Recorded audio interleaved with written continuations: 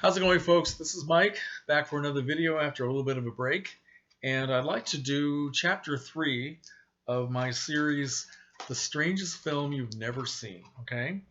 And so I'll challenge all of you now to see if anybody has actually heard of this movie, which is from 1998, and it's called Surrender Dorothy.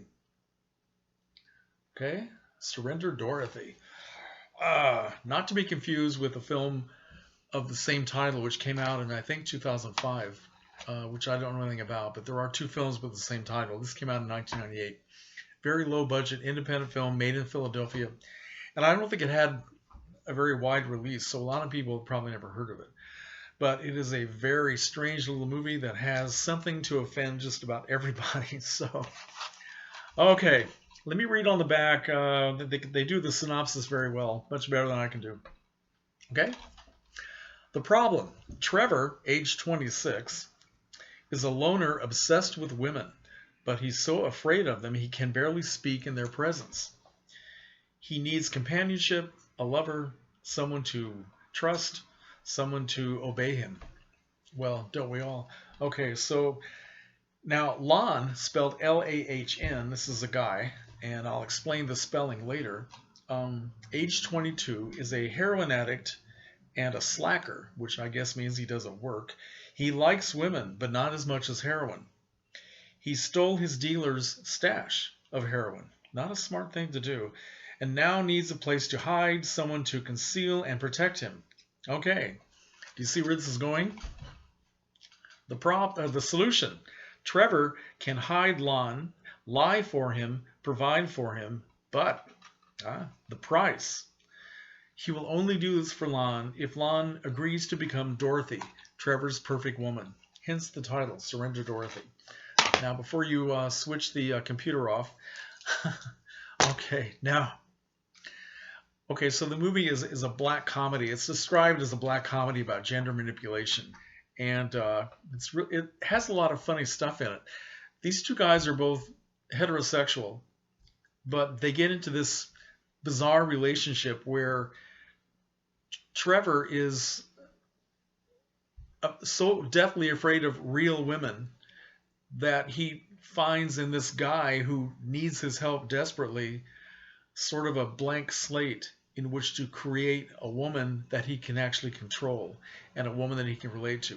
The guy, Peter Pryor, is the actor who plays Trevor. He's somebody I've never really heard of. He doesn't seem to have a lot of screen credits, but he's a very good actor. And Kevin DeNovis, who is also the director of the film, plays Lon. Now, the spelling of Lon, L-A-H-N, is a Vietnamese name, and I guess originally he had a Vietnamese actor who was supposed to play that role, and the guy dropped out at the last minute. So Kevin DeNovis kind of reluctantly stepped up and acted the part himself, and he did a very good job. Kevin DeNovis is not a terribly masculine-looking guy. He has kind of long, dark hair, and for some reason, Trevor just looks at this guy and thinks he can transform him into his perfect woman. So since Lon is dependent on this guy for his life and his to feed his heroin addiction, he goes along with it. What he doesn't know how far Trevor is willing to go, because Trevor actually goes out and buys some, what are the words, gender-altering drugs, drugs which, like female hormones, I guess. He starts putting them in his drinks and in his food, so that Dorothy will become more and more effeminate. And it's just very bizarre. It's very uncomfortable to watch. It's not as though it's some sort of a gay pride film, because these people aren't gay at all. I mean, you might think that Trevor is mixed up with his sexuality, and maybe he really is. Maybe that's the way the character is supposed to come off, but I think he's just totally messed up mentally, and he is so afraid of real women that he honestly thinks he can create a woman out of this guy, and it's very strange. Also, Trevor also uses heroin. He doesn't seem to be as addicted as Lon, but he also uses heroin. It is a very strange film, and as I said, it's very funny, but it is also incredibly uncomfortable to watch. And I won't tell you any more than that, because if you decide to watch it, there are some surprises that come up, which are pretty cool. So anyway, it takes place in Philadelphia. I guess that's where all these people are from, all these actors and writers, and they film a lot of things on location in black and white, beautiful black and white cinematography. I don't know how they do this, but the the the film actually has a glow to it. I mean, they must have used super high lights or something because everything has kind of a surreal uh, brightness to it. It almost seems like it's a dream. Somebody's having a dream or a weird fantasy. I don't know. And this apartment that Trevor lives in is sort of looks like an industrial space that still looks like it's an industrial space. It has a lot of just really machine parts and you know iron gratings and but he also he finds in the middle of all this ugliness he has an old beat up couch and an old beat up TV and a bed and a refrigerator, and it's just a very ugly and depressing place to live. Trevor works at I think it's an Armenian restaurant in the neighborhood. He has a low paying job as a busboy and sometimes a dishwasher, and his boss is a woman. He can't communicate with her, and he's just very repressed.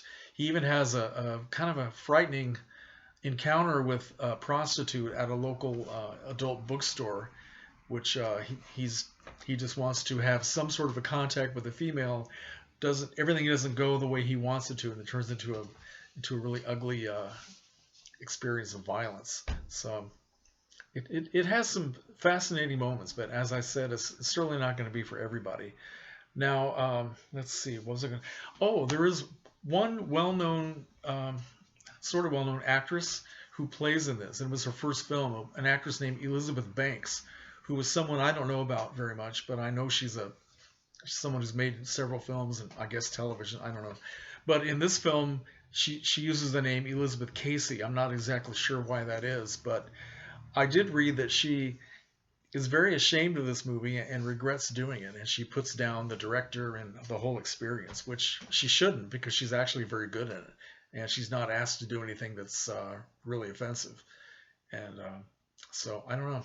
It's a cool little film. I think a lot of people might actually, I don't know, depending on your tolerance level for weirdness, you might actually enjoy this. I saw this at the very first Roger Ebert Film Festival here in Champaign, Illinois, back in 1999. And Roger Ebert actually loved it. There's a quote from him on the cover of the DVD. He calls it a bizarre journey into sexual obsession, strange and creepy, genuinely unsettling. But he liked the film. He appreciated it. He thought it was well done. So he not only showed the film at his first festival, but he had Kevin DeNovis come up on stage afterward and do a question and answer thing about the film. And I remember seeing that. And yeah, he was a very interesting guy. And like I said, he's only made one other film. I think it's called Death in Texas, 2005, I think it was. And I don't know anything about that either. But he showed a lot of promise in this movie, so I need to check that out.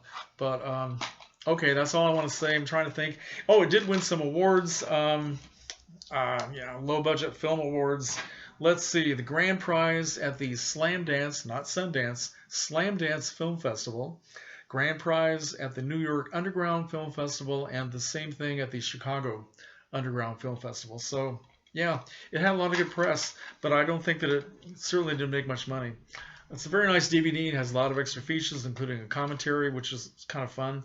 And, okay, so anyway, here I am back again doing videos. We'll see if this continues. I get very lazy, you know that. But how's everyone doing? And I will stop babbling now and turn the computer off here. Comments are welcome.